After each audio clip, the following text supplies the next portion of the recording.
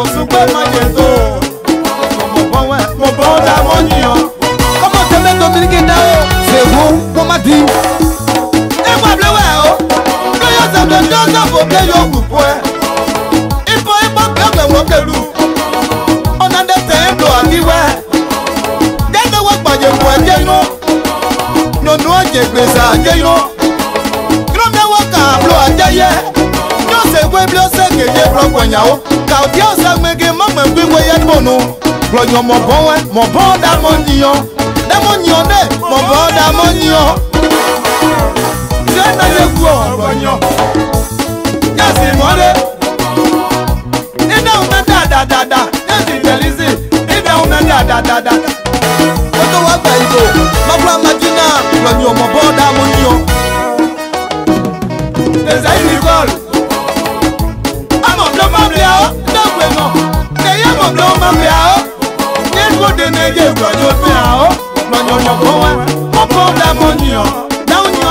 Mon bon d'amour, mon bon commissaire Danitoué, mon bon Dieu, oui bien, mon bébé Boyo, oui Raphaël, on sait là non, et y'a ça place sur le d'ailleurs au groupe, à n'importe qui vous y allez, y'a pas moi on est, tiens, y'a d'ailleurs c'est bon.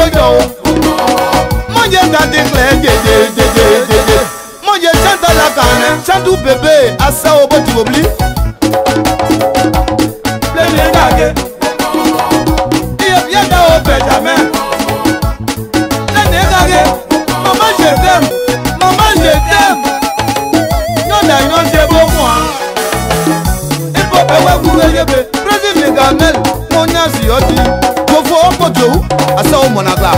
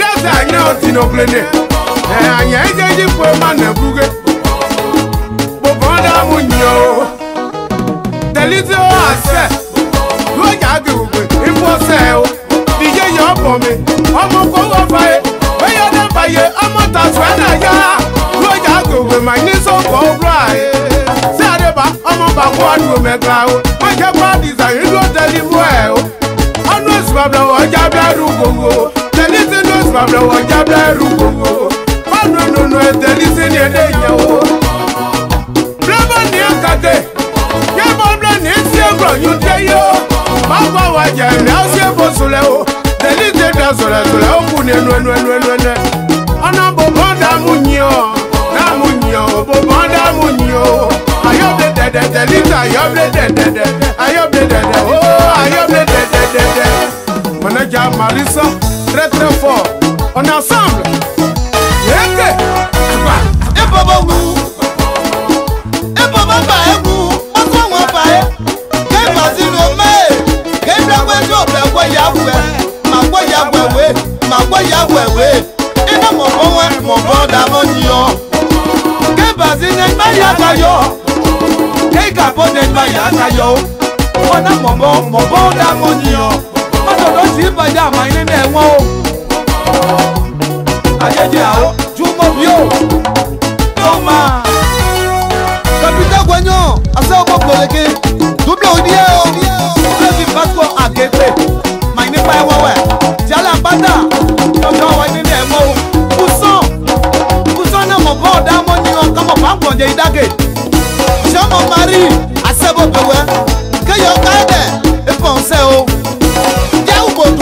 Pour ma vie d'Abida, non, on plaît de vos manières. Quand le de Nyandi, mon blanc a dit au Brésil, on va faire plein d'eau, vous bien au nom là.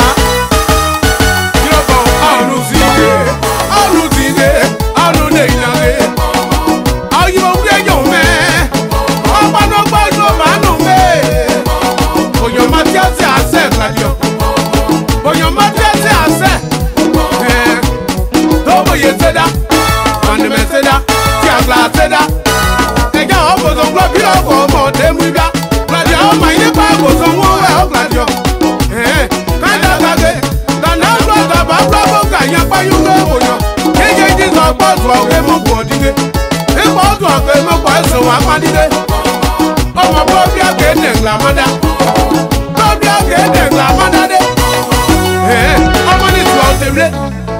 blé assez blanc pour de gladio. Amane tu omlendi. Glania oh ma ina no ejire.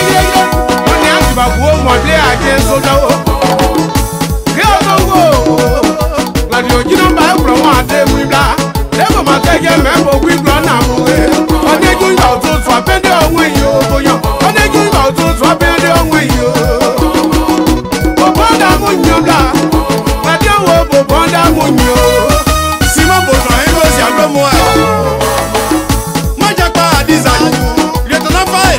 Mi o fi ni wo. To akeye. To adede. To amao. To ebre yi. Kaje yo si ni wo to mi wo. Le to na fa e ase o la yan. Dana iza rubi o na yan. Ebo je ya ku.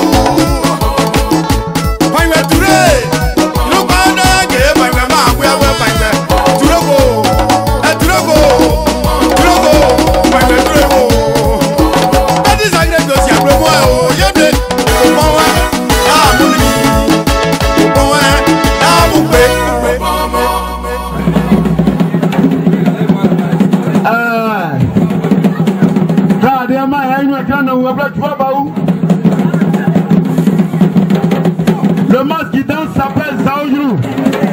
Zaourou, il a de Baou. C'est la sous-préfecture de Totodrou. Il est situé dans la sous-préfecture de Totodrou.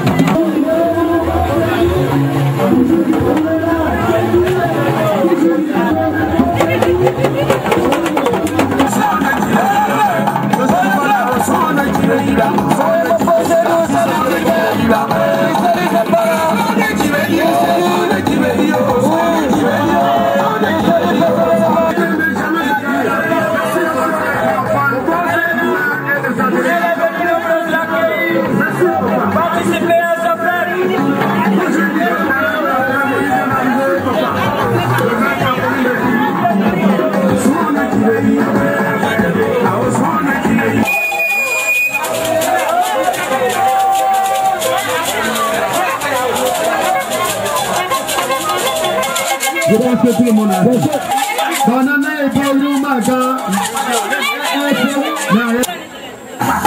À la présentation des masses, ils vont tous faire leur passage devant le maire.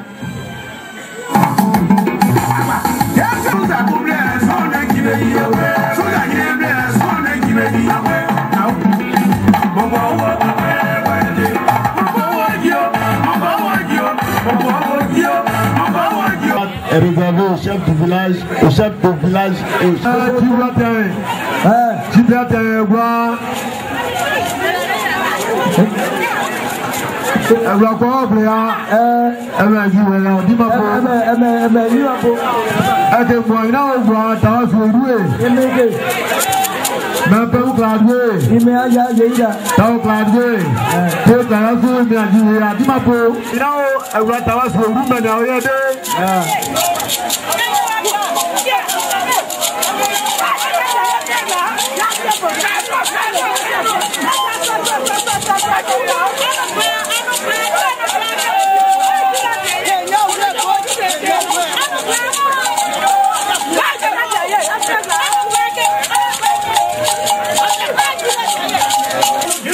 Et le gars qui est couché s'appelle Djibril Gaye. Et il est de Wiabi Nondou.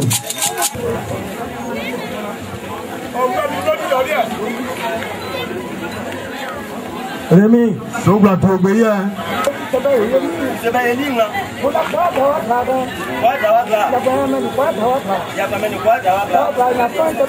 c'est pas une ligne là.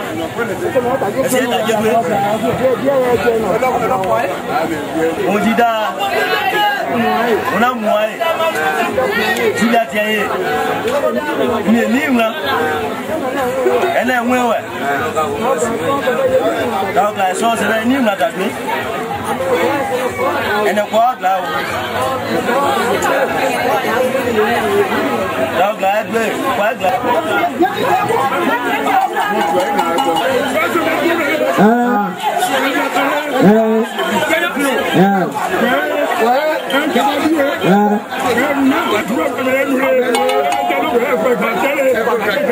Je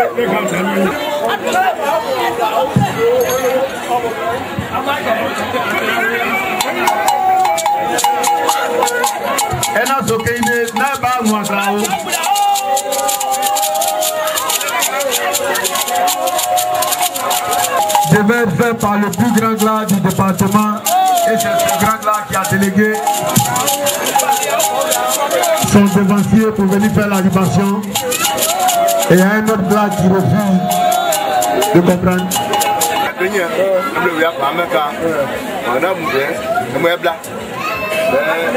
Elle est venue là pour voter.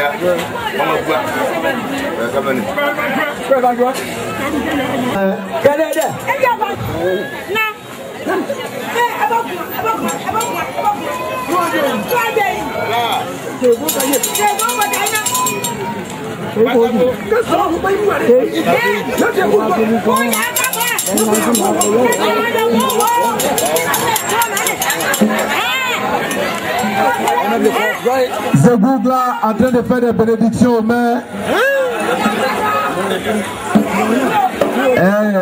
Zegougla dit aux mains de continuer son œuvre, de continuer tout ce qu'il fait pour les glas du département, de continuer de poser ses œuvres sociales. Bada, reste un peu. Voilà ce que vous voulez dire.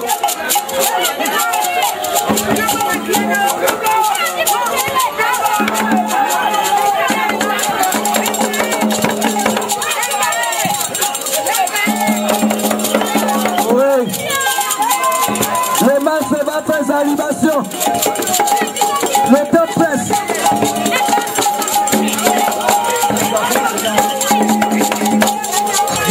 Le top presse.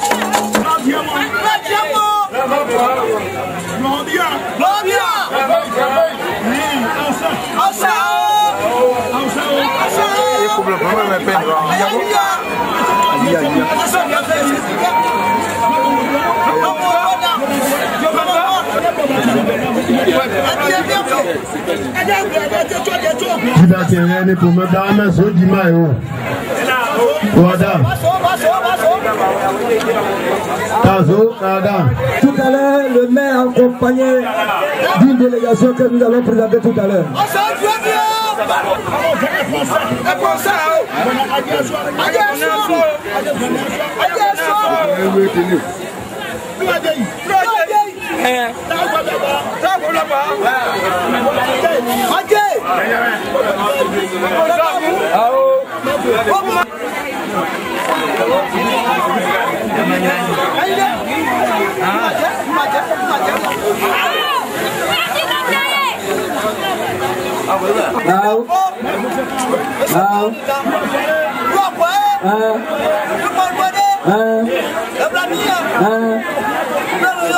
Mama.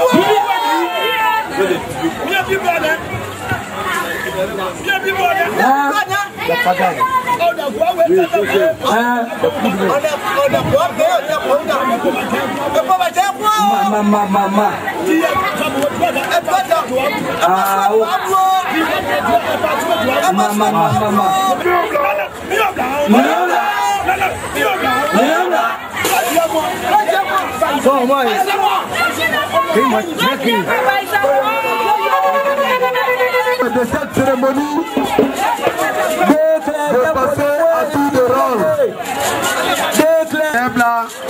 Qui va pas être guéri, on sait qu'il a terminé.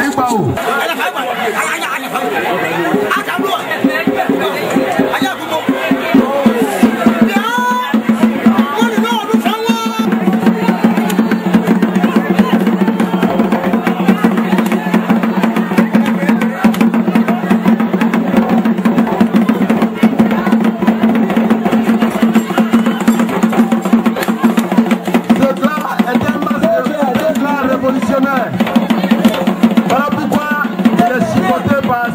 Ça y est, vous l'avez dans tout ça. Elle m'a dit d'arrêter. Ça y est, vous l'avez dans tout ça.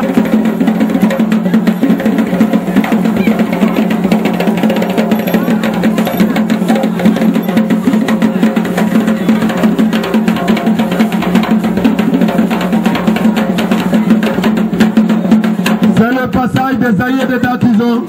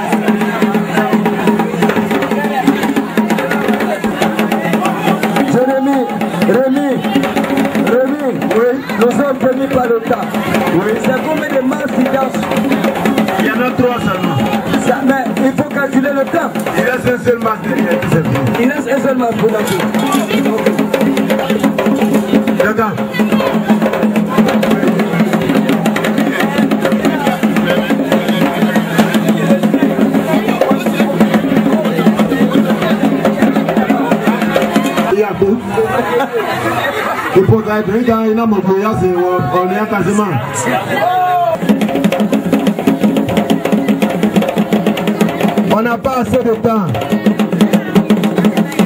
Le temps c'est de l'argent. Défilez s'il vous plaît. Défilez s'il vous plaît. Ça va nous marcher. Il est de Baou.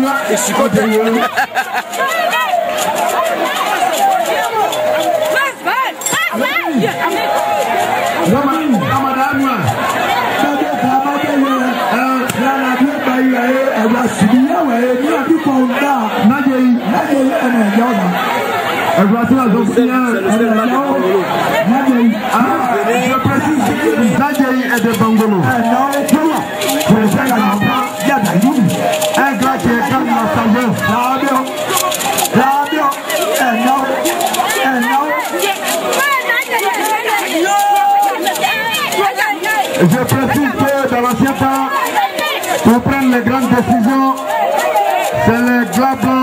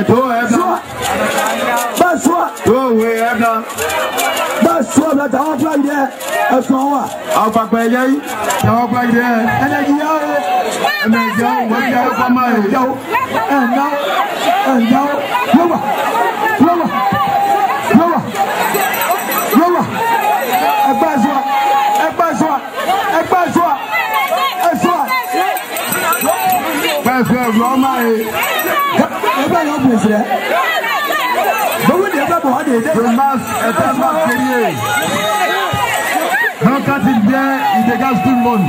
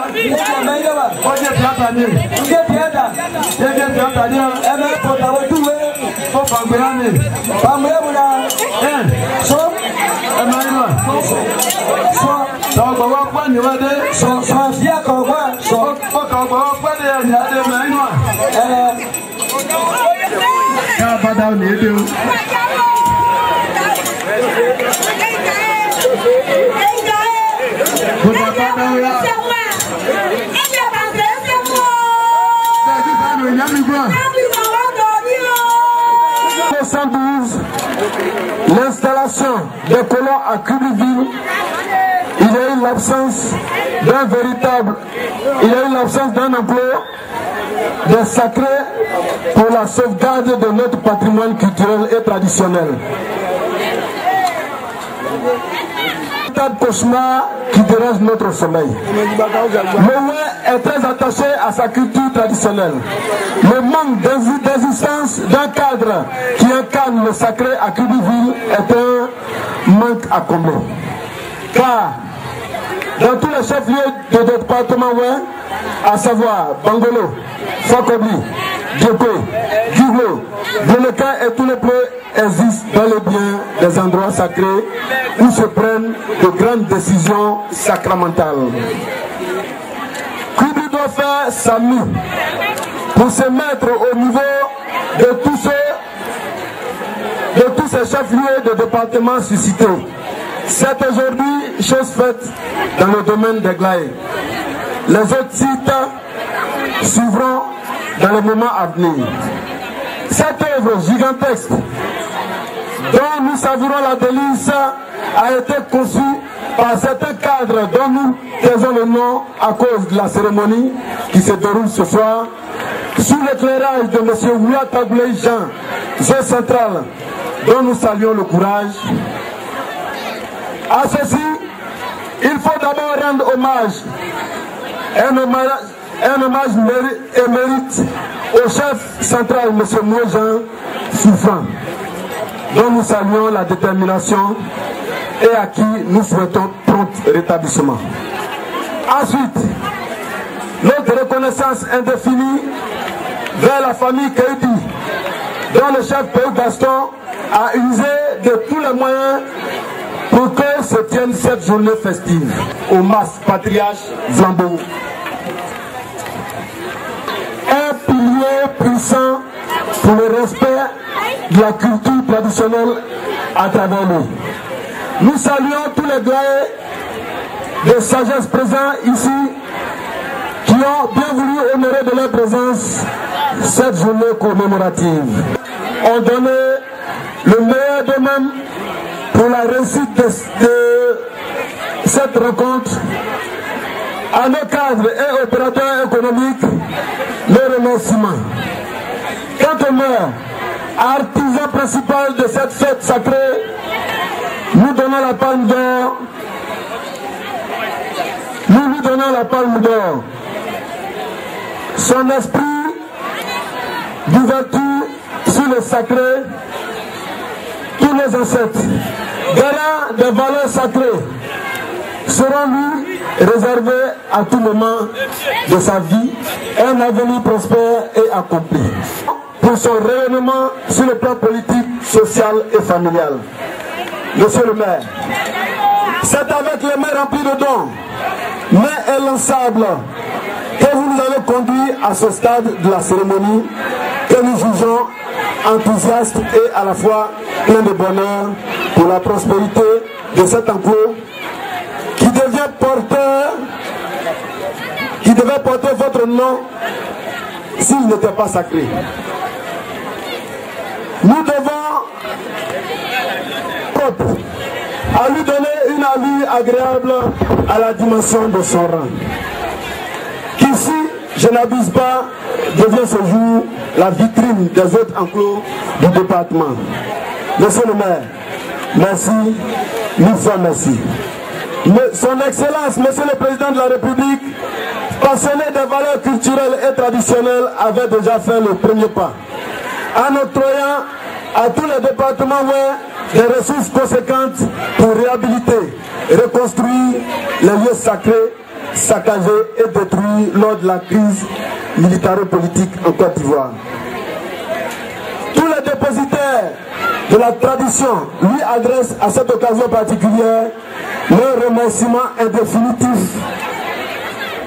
Ils souhaitent qu'ils effectuent dans les jours à venir une visite d'État dans leur département pour que la population, fils et filles de ce département, de vive voix lui rendent un vibrant hommage pour tout ce qu'il fait pour la Côte d'Ivoire et pour tout ce qu'il pense faire pour la ville de Kubli. Ici présent, élus, cadres, artisans, opérateurs économiques, je vous souhaite une bonne fête pour que la tradition, source intarissable et sacrée pour nos ancêtres, soit une veilleuse permanente dans toutes nos maisons, nos champs, nos bureaux et nos lieux de travail où resplendissent. Mais simplement un animal, un cabri qui lui donne pour recevoir ce Congo. Merci beaucoup. Voilà.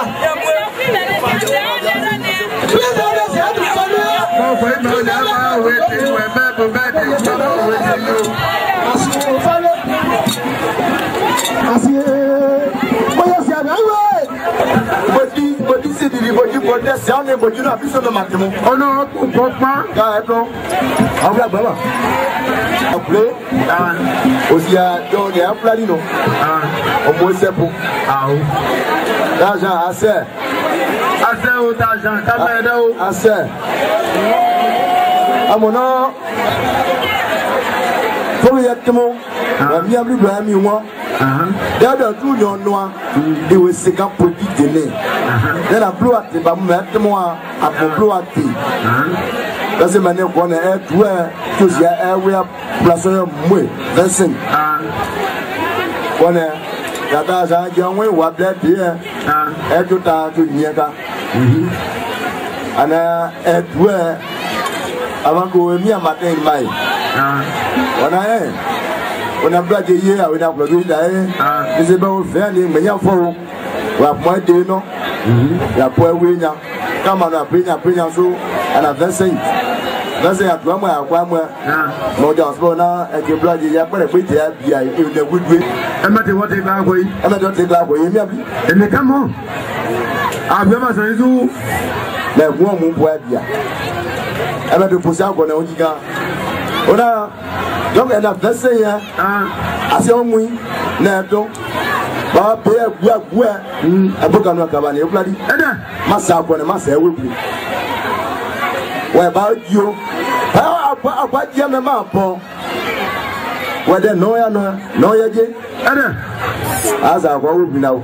Bon, c'est quand même ça, il y a beaucoup de nous qui ont café. Ah, ça va, oui, on dit, moi, je vais vous dire, vous dire. Ma bio, t'as rien. So, si à noir, on m'a dit à si à noir. So, ma mou m'a posé. Ma poisse, so, ma vie. D'ailleurs, ma dit que ma n'a pas dit à bien. Il faut tout le monde maintenant. Donc, ma posé. Yo, on a. Bloqué au clean. Si on garde bien, on pourrait pas pouvoir. On peut venir demander justice. Mandat juge. Na quoi on gagne à nous essayer ma code de dîner et ma code pénal dîner essayer quand là il y a une besoin j'ai jour et lui il voulait déjà quand il a mon grand là il voulait déjà avec mon noir blanc donc ni d'être né nous sommes là il y a une blague développer les dents ni d'être nous on bla bloua on y est de aussi joué mais match pas mon c'est match joué quand on a développé sur nos bonniers des zones il est bleu a dit l'impact là américain vu ou atien on prend les niais de la théorie en SBD et on est à France l'homme ni atien on prend les mains quand on a eu ça quand on a ça pour nous quand on a un mot là manié quand on nous reçoit aussi joué mais à mon nez il y a mon histoire il est mort mais je me dis oui na au gloire bien au salon pour dire le eh ben c'est ça ça j'ai on a ta mieux le pas d'avoir des noix de cas là il y a des manières ouais pierre bonois est son quand animal là il est de la clair pas tout bien il y a des moyens bloqués pas tout il y a des moyens bloqués il y a quand là ouais c'est et ainsi en haut ouais à tout baya il de tout dia ouais mon wa du da wona di on ko ba demble ouais jamabo ouais oyo ade et moi mais moi ma di poa le même va ogongo kla pa yula kula ye mo da bla ye mo bo gida na nye da kwa ye wa je ba ina yibo Il est le président. Là, tout, on est là, quand on a un département, lui a dit, Wada, la Sawadra, c'est pour. Elle m'a dit, on est né pour là. Agnès dit, les engagements, mais soyez. Ouais, ok, à plus ou moins. Mais non, tu vas dire ta main, ok, à moins bien. Maintenant, à des doigts, mais à plus. Mais Agnès dit, il doit me prendre plus fort. On a un boudé. On a dit on a tiens. On dit où? Il y a un plan nous même le leader. Donc au sien, bon il y a des bergnes ça dit mouillé. On va nous même pas de nos sons. Pas penser il y a pas. Alors c'est pour. On a remercié le président de la République pour son soutien au Sacré Ouest. Ouais. C'est la seule phrase que je voulais dire en français. Merci beaucoup. Philippe. Voilà. Le maire vient de remercier le président de la République pour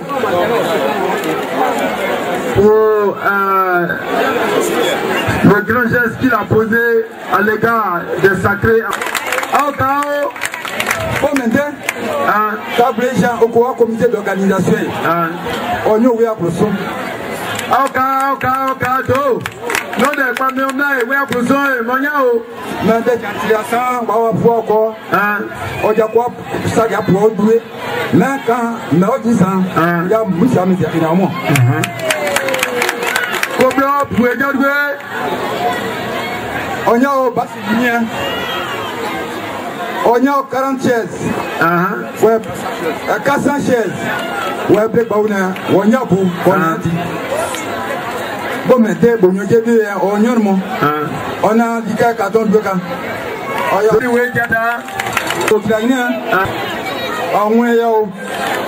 À vous mettre des cérémonies, lui-même,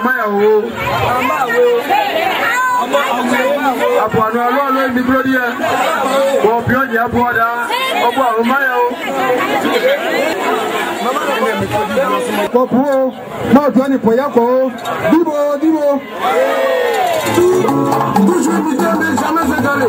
Merci, papa. On sait qu'à Quibli, il n'y a pas de culture de masse, à l'instar des autres villages du département. Maintenant, quelle est votre motivation en créant un enclos à Quibli? Bon, il faut le dire, hein, c'est pas, nous ne créons pas. Hein. Tous ces masques que vous voyez là datent de plus de 100 ans. Tous les masques sont blancs que vous voyez. À l'origine, il y a plus de 100 ans, il existait un camp ici. C'est à cause de certains conflits que les masques ont dû se retirer. Et donc nous ne faisons que renouveler ce qui existait déjà. Alors nous le faisons pour créer un camp central. Un camp central qui va servir, j'allais dire, de point focal à toutes les démarches que nous allons mener ici dans notre département concernant le sacré. Va-t-on inscrire cet enclos au cahier des charges de la mairie? Moi je l'ai pris initialement, j'allais dire, s'agissant du financement, j'ai décidé moi-même d'aider mes parents à le faire en tant que fils, pas en tant qu'entité mairie, parce que pour le faire, pour parler d'entité mairie, il faudrait aller au programme triennal, il faudrait aller au budget, il faudrait aller à la soutenance, tout ça. Donc c'est quelque chose que j'ai décidé moi-même, tout ce que vous voyez là vient de moi-même, fils de la région, fils du village, pas en tant qu'élu, maire, anti-mairie, entité. Vous avez décidé de faire en tant que fils. En tant que fils. Voilà. Oui. Ce soir, quel message vous lancez à votre population? Oui, je disais à la jeunesse que nous avons besoin de respecter nos us et coutumes. Tout ce que vous allez faire sur la terre, que ce soit dans la Bible, que ce soit dans les codes, au niveau du tribunal, toutes ces choses-là, tu prends leur source dans nos us et coutumes. Vous voyez? Donc si tu ne maîtrises pas ta coutume, c'est comme si tu ne te maîtrises pas toi-même. C'est la plus grande école. C'est la plus grande école que nous avons chez nous, qui nous permet de devenir homme. Si tu ne maîtrises pas ta culture, c'est comme si tu n'existes pas. Voilà. Bonsoir, moi c'est M. T. Comblé Sylvain. Je suis un opérateur économique dans le domaine foncier. Vous êtes opérateur économique dans le domaine Oui. quelle est votre motivation en aidant toute la jeunesse du département du Djekoué? Parce qu'on a appris que vous avez bâti une cité ici à Djekoué, à Djelo, à Kibli. Ensuite, vous êtes en train de construire un lycée dans Oui. Bon, en fait, c'est pas mauvais. Je suis de la région, je suis du département de Kibli, précisément mon village c'est d'Atouzon. Et je suis venu prouver à mon département mon métier que je suis, le lotissement. Et c'est ce qui a fait que, d'abord, pour tout commencer, j'ai dit d'abord merci, le même propos chez nous. C'est un grand frère que depuis longtemps nous sommes ensemble. Lors même du campagne, il m'a sollicité. Et à ce moment, je ne connais même pas la réunion, je ne venais pas ici. Et c'est comme ça qu'il est soutenu. Donc aujourd'hui, Dieu merci qu'il est au pouvoir. Donc on est venu faire l'extension du département de Kibli. On a déjà fait une cité qui est déjà finie, cité Keidi, qui est 34 hectares qu'on a loti déjà. Les gens ont commencé à habiter la cité. Le deuxième coin, cité Pécotte, qui est de Tawadi. 101 hectares, qu'aujourd'hui on est en train de faire les ouvertures des voies. Donc je suis prêt pour mon département et c'est pour ça que je suis là. Quel est le sens de votre présence ici ce soir? Ma présence, ça doit marquer à tous les peuples, à tous les cadres du département, que de venir vers les parents, de venir soutenir ton département, de venir aider tes parents pour pouvoir avancer dans la vie. Et c'est pour ça que je suis là. Quel est votre message? Bon, mes messages, c'est pour dire tous les remerciements à tous mes grands frères, à tous les cadres de la région, surtout mon équipe, aussi mon grand frère qui est responsable ici, pour que nous travaillions pour nos régions. Je vous remercie.